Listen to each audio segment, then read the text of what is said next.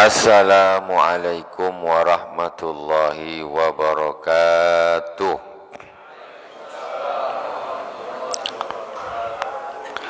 Innal hamdalillah nahmaduhu wa nasta'inuhu wa nastaghfiruh wa na'udzu billahi min shururi anfusina wa min sayyiati a'malina. May yahdihillahu fala mudilla lahu wa may yudlil fala hadiyalah. Ashhadu an la ilaha illallah wahdahu la syarika lah wa ashhadu anna Muhammadan abduhu wa rasuluh. Allahumma salli ala sayyidina Muhammadin al-Fatihi lima ughliq wal khatimi lima sabaqa nasiril haqqi bil haqq wal hadi ila siratikal mustaqim wa ala alihi haqqa qadrihi wa miqdarihi al-azim. Al-Fatihah ila hadratin Nabil Mustafa Muhammadin sallallahu alaihi wasallam wa jami' ikhwanihi minal anbiya wal mursalin wa sahabati wa tabi'in wa tabi'in wa jamil awliya wal ulama was salihin, khususan masyayikhina fid din, khususan Abu Yazid Muhammad bin Alwi al-Malik al-Hasani wa Abu Yazid Ahmad bin Said Muhammad bin Alwi al-Malik al-Hasani wa ila Sayyidina Imam Sayyid Abdullah bin Alwi al-Haddad amaddanallahu bimadadihim wa fadha alaina min barakatihim wa anwarihim wa ulumihim fid dini wa dunya wal akhirati bisirril Fatihah. A'udzu billahi minasy syaithanir rajim. Bismillahirrahmanirrahim. Alhamdulillahi rabbil alamin arrahmanir rahim maliki yaumiddin iyyaka na'budu wa iyyaka nasta'in ihdinas siratal mustaqim siratal ladzina an'amta 'alaihim ghairil maghdubi 'alaihim waladdallin. Amin. Jamaah Masjid Al-Hikmah yang dirahmati Allah Subhanahu wa taala. Alhamdulillah Allah memberikan kita nikmat yang sangat besar, nikmat iman, Islam, juga sehat.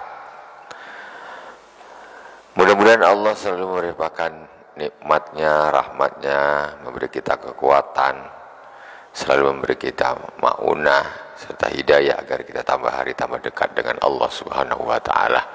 Allah ampuni dosa kita semuanya, dosa orang tua kita, juga karib kerabat serta guru-guru kita semua.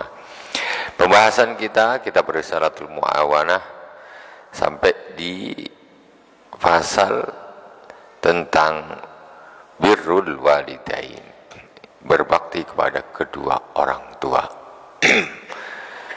Kenapa hal tersebut sangat penting? Karena kalau nggak ada orang tua kita, berarti kita tidak ada. Adanya kita di dunia ini disebabkan adanya orang tua kita. Nah, makanya kalau mereka tak ada, kita tidak ada. Kita kemarin sampai di pembahasan terakhir, yaitu tentang hadis Rasulullah Sallallahu Alaihi Wasallam. Qala yujadu rihul jannati min masirati alfi amin wa la yajidu akun wala qati'ur rahim wala syekhun zanin wala musabbidu izarih khuyala'ah innamal kibriya'u lillahi rabbil alamin. Sesungguhnya baunya surga itu dicium dari jarak 1000 tahun perjalanan. 1000 tahun perjalanan itu sudah tercium baunya surga. Begitu kuatnya baunya, wanginya. Tetapi walaupun begitu kuatnya bau surga tersebut, ada beberapa orang, beberapa kelompok orang yang tidak akan mencium baunya, apalagi masuk, cium baunya aja tidak, apalagi tidak masuk ke surga. Intinya apa? Orang-orang ini tidak akan masuk surga, bahkan baunya pun dia tidak akan cium. Siapa? Pertama, akun. Itu orang yang durhaka kepada kedua orang tuanya.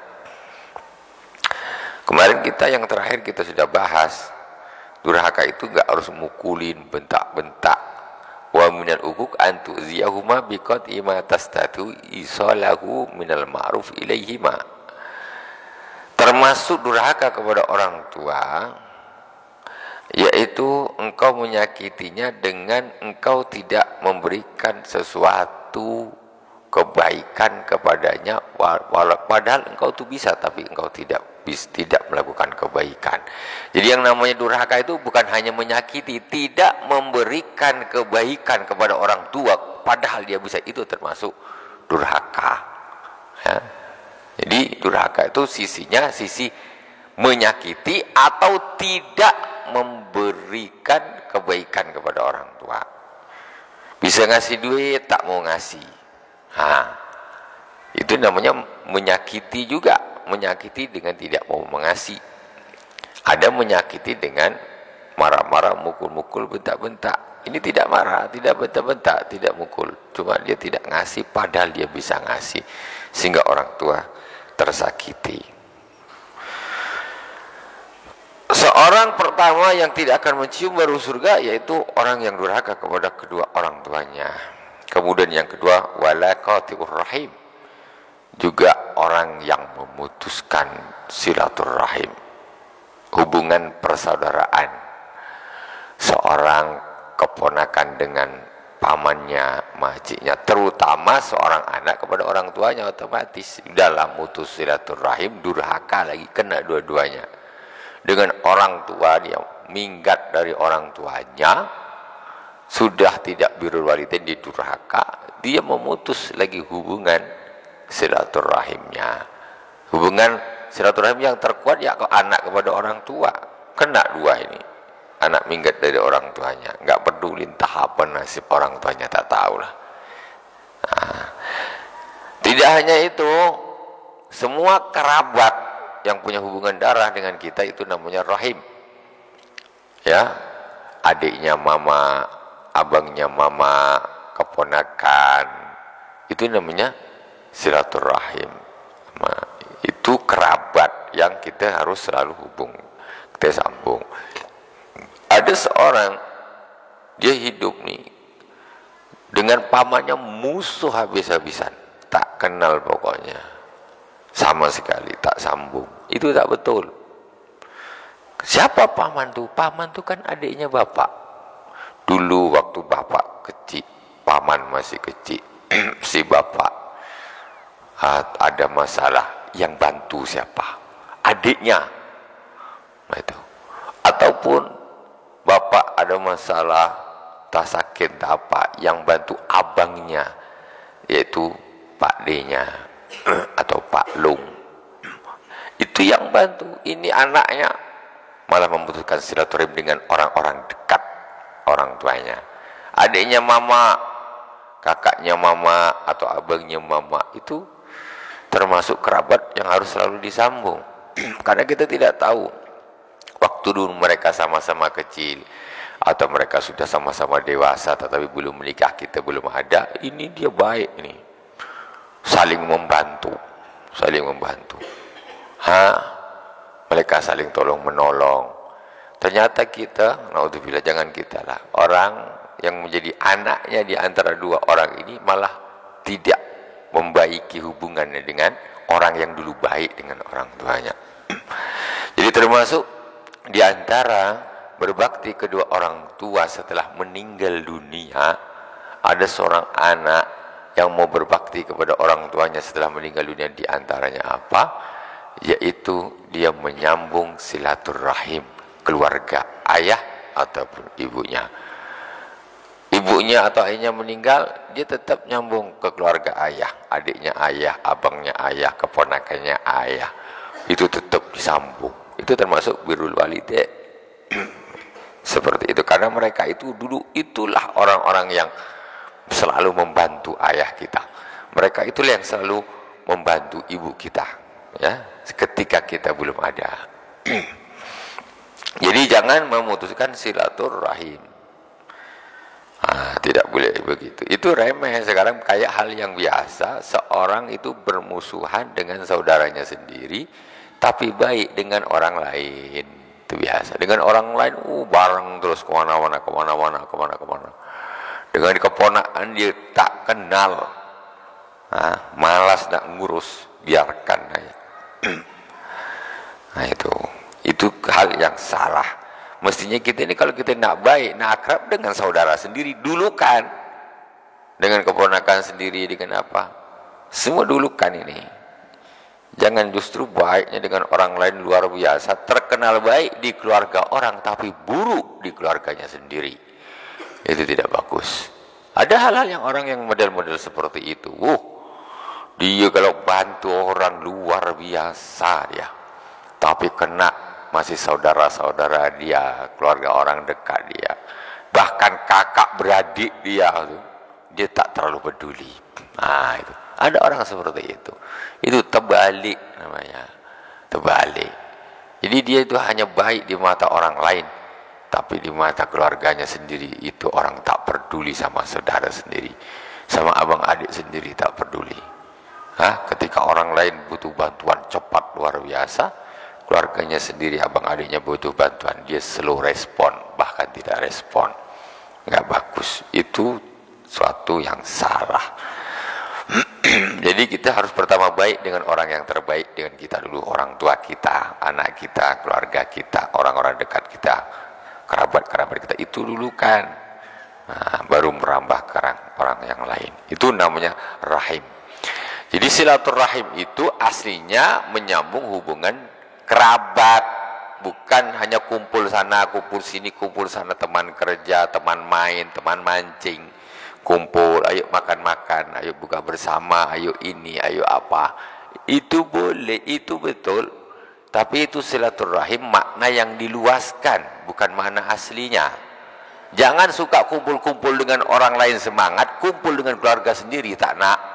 Yang justru makna silaturahim yang asli dia tak nak malahan. Bikinlah kumpul keluarga. Tapi yang memang keluarga kerabat, saudara, ada hubungan darah.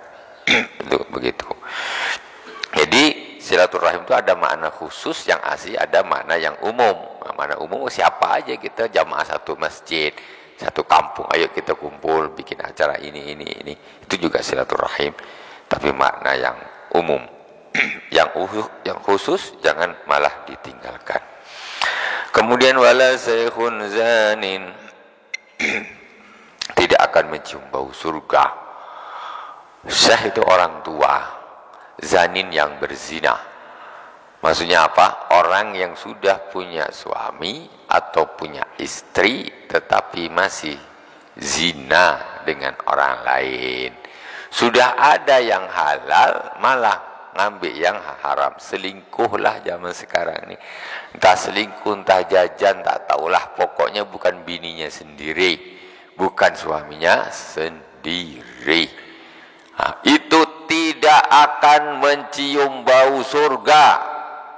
Bukan hal yang remeh macam gitu. Zaman sekarang ini selingkuh biasa.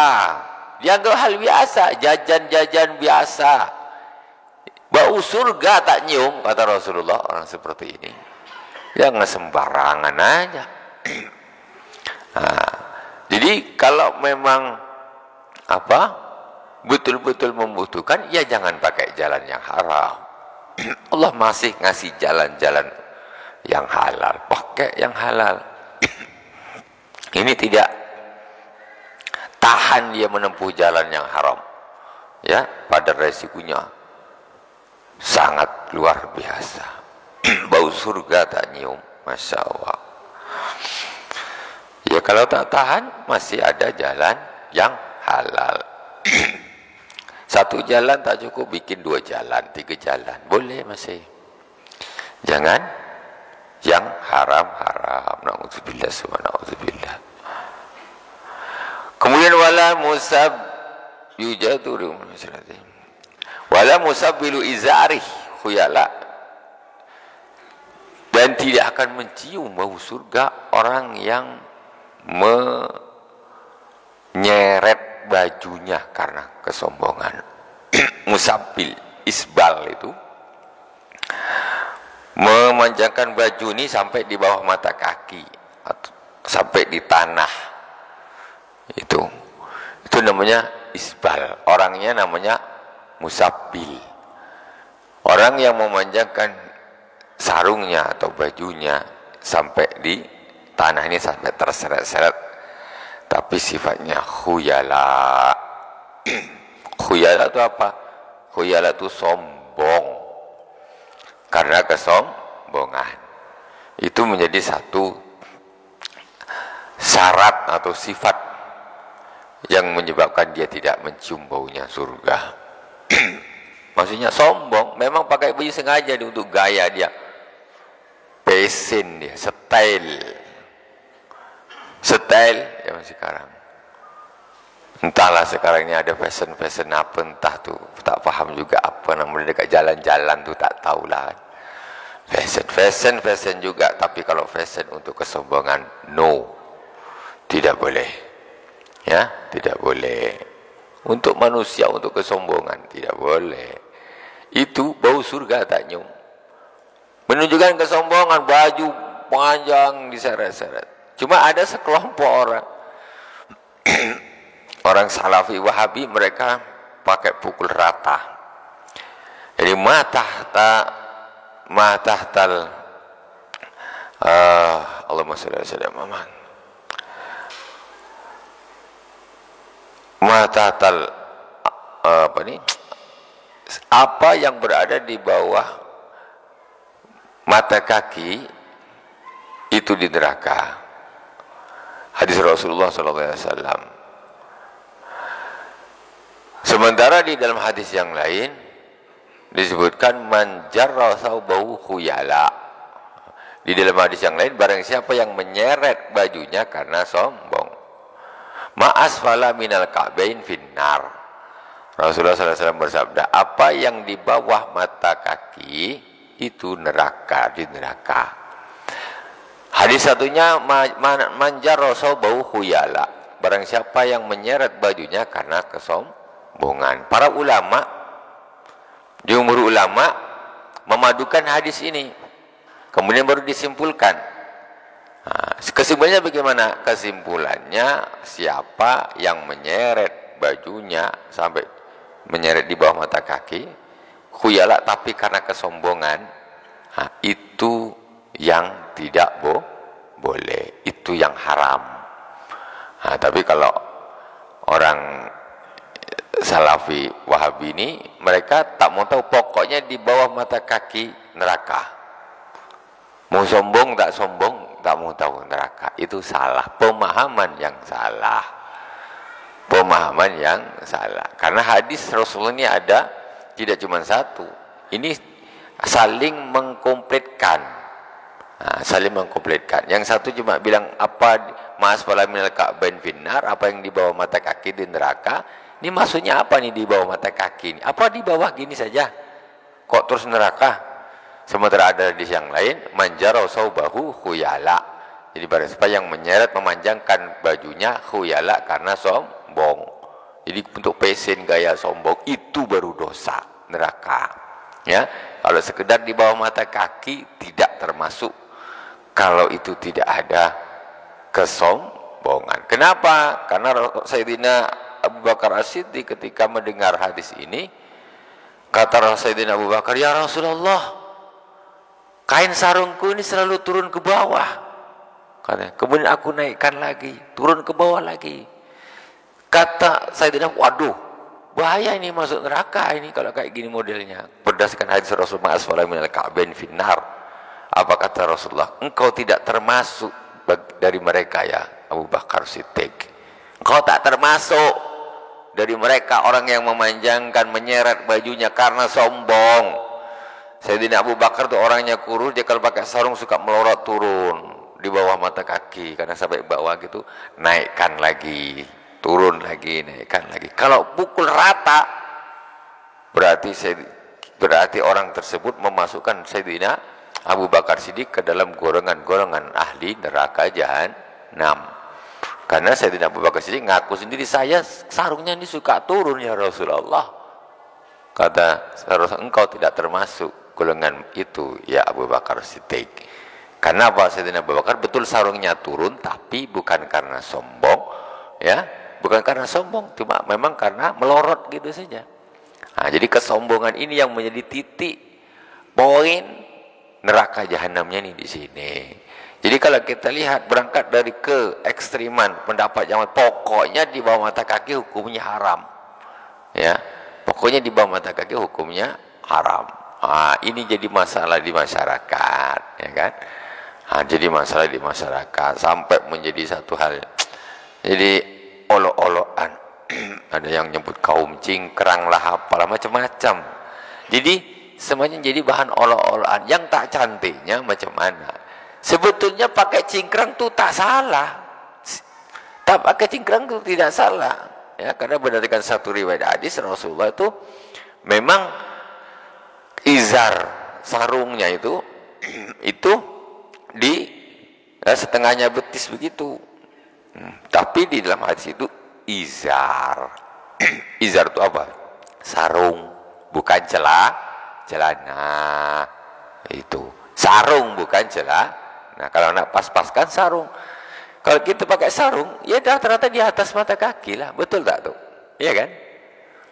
Makanya kalau pakai sarung ya di atas mata kaki. Itu sudah wajar kita tuh. Pakai sarung di atas mata kaki.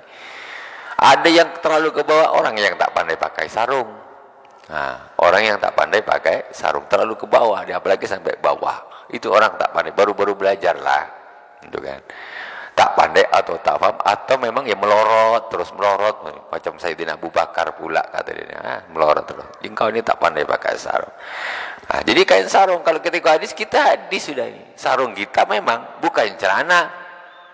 Bukan urusan celana. Kalau kita nak pas-paskan betul, ya Rasulullah itu yang di setengah betis itu sarung, bukan celana. Ya, sarung bukan celana. Kemudian zaman sekarang dialihkan menjadi celana, akhirnya celananya cingkrang, bahasa kasarnya gitu. Dulu Nabi itu sarung, bukannya kalau saya pakai sarung seginilah, memang segini. Kita kan pakai sarung memang segitu, di atas mata kaki, tentu jarak segini dari atas mata kaki. Ya sudah lumrahnya begitu. Dan pun yang ke bawah umpamanya ada yang pakai sarung sampai mata kaki atau di bawahnya sedikit. Itu pun nih bukan karena kesombongan. Nak sombong apa pakai sarung? La ilaha illallah Muhammadur Rasulullah. Ada orang pakai sarung kayak gitu nih, ada kesombongan. Nak sombong apa? Pakai sarung pun dah melinting-linting. Nak sombong apa? Orang fashion baru tuh nak kena sombong-sombong. Tapi ya bisa juga lah kalau nak sombong, bisa juga mempunyai pakai sentah sarung yang sangat mahal jutaan di ke bawah. Itu baru. Itu yang seperti itu.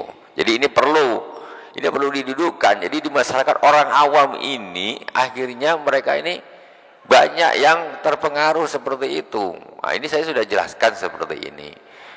Yang di setengah betis itu di dalam hadis itu kain sarung izar, bukan sirwal, bukan celana. Kalau tak pas, Nabi itu bukan celana, sarung. Aku yang betul. Nih sarung aku segini.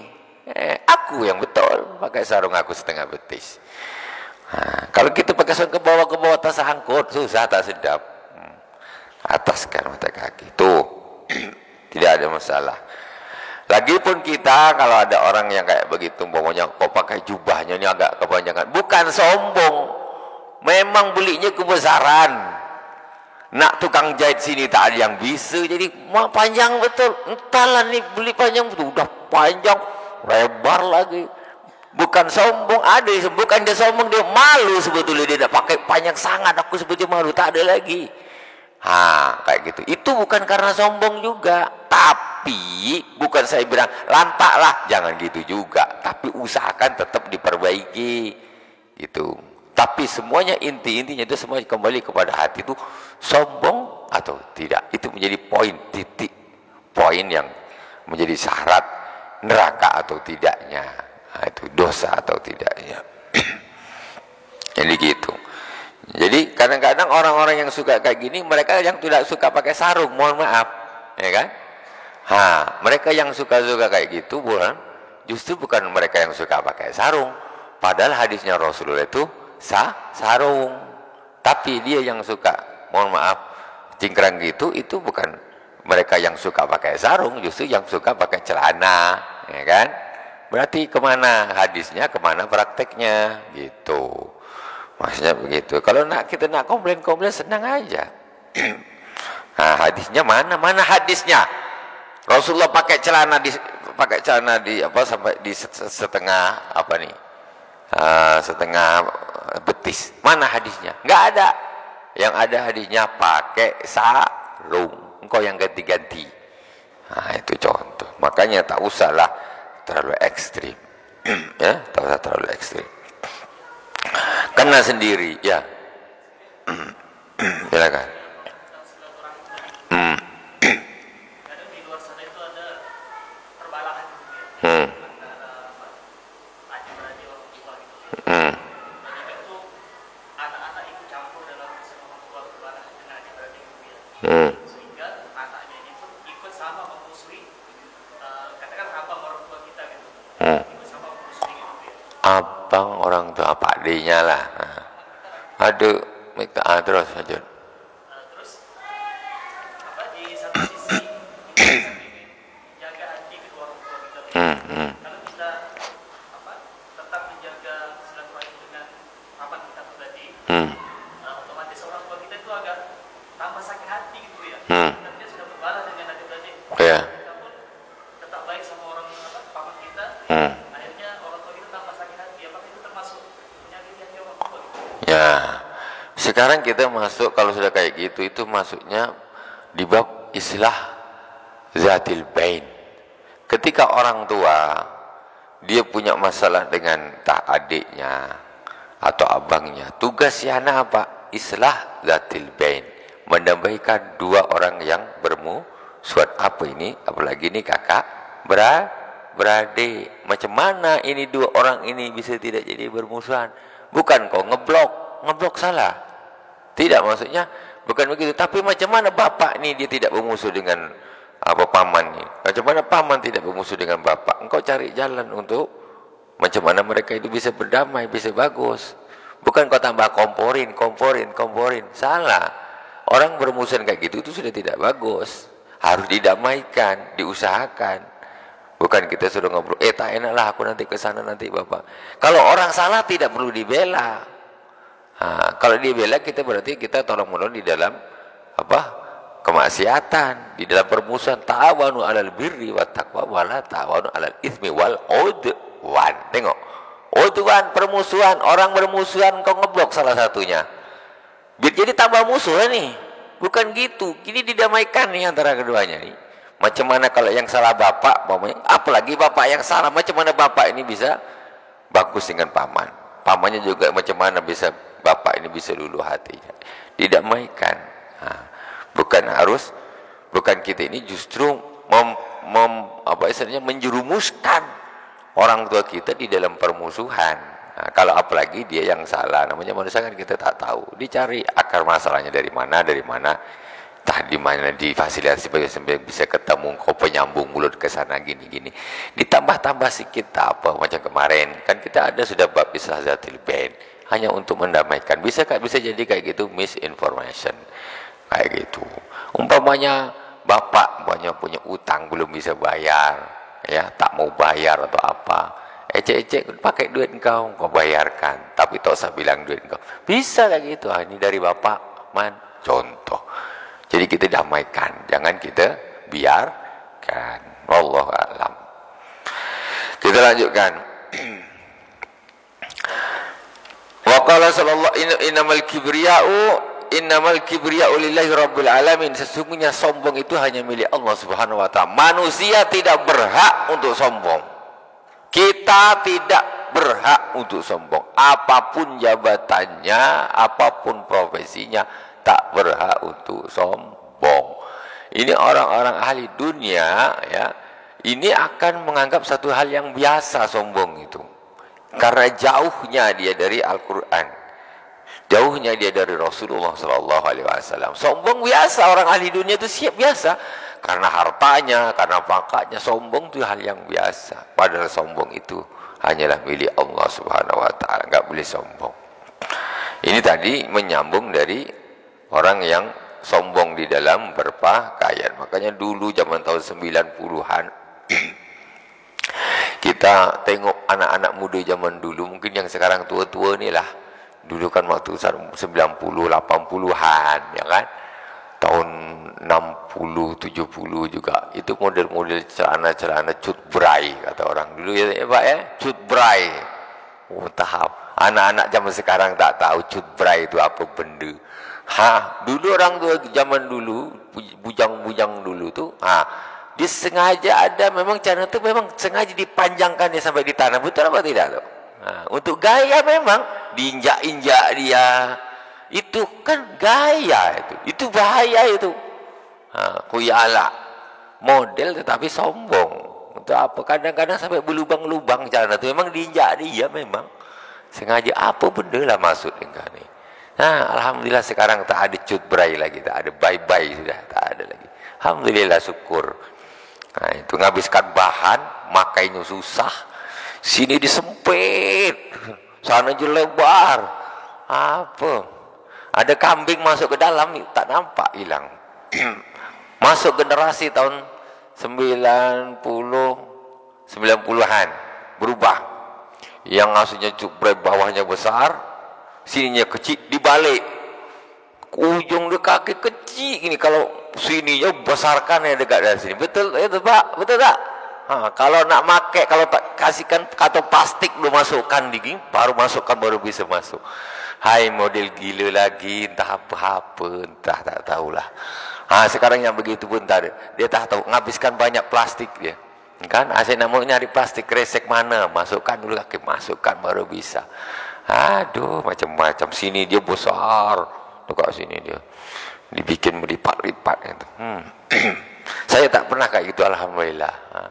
Itu saya melewati itu zaman tu. Tapi saya masih muda, belum tua lagi nih. Kira tak tua pula, masih muda saya nih. Oke, kita lanjutkan satu hadis lagi. Rasulullah sallallahu alaihi wasallam qala wa qala alaihi salatu wasallam anillahi ta'ala man asbaha mardiyan li walidihi muskhitan li wa ana anhu radin wa man asbaha muskhitan li walidayhi mardiyan li wa ana anhu sakhit. Allah Subhanahu wa taala berfirman di dalam hadis qudsi. Jadi kalau firman Allah di dalam hadis itu namanya hadis qudsi. Kalau firman Allah itu yang di dalam Al-Qur'an tuh ayat itu ayat. Kalau ada firman Allah tapi maksudnya di hadis itu namanya hadis qudsi. Itu firman Allah juga. Jadi Allah berfirman di dalam hadis qudsi, man asbah mardiyan liwalidayhi man asbah murdiyan liwalidayhi muskhitan li fa ana anhu radin. Barang siapa yang di pagi hari meredokan kedua orang tuanya, memurkakan aku, kata Allah, membikin orang tuanya ridho, dan membikin aku marah, fa ana anhu radin, maka aku akan ridho kepadanya. Firman Allah gitu. Barang siapa yang di pagi hari dia meridhokan hati kedua orang tuanya, tapi dia memurkakan aku, membikin aku marah, orang yang seperti ini aku ridho dengan dia. Tengok macam mana Allah Subhanahu wa taala ngalah. Pokoknya kalau ada orang dia itu baiklah dengan orang tuanya, walaupun dengan aku ini dia bikin aku marah, aku tetap ridho dengan orang ini. Ukurannya orang tuh tua, harus baik dengan orang tua walaupun sudah tua, ya.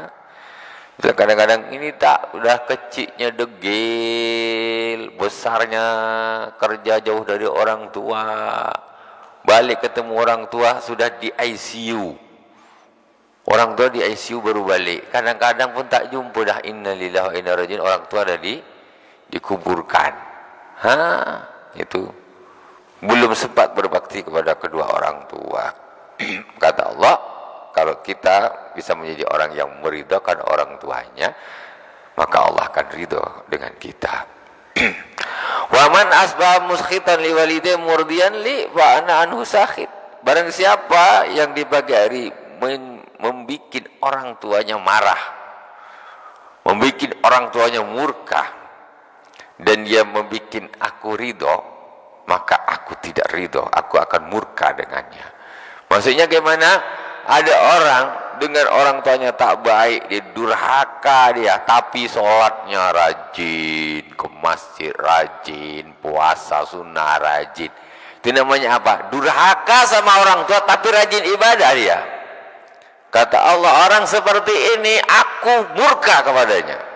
Gitu. Dia baik dengan Allah tapi tak baik dengan orang tuanya, maka Allah akan murka dengannya.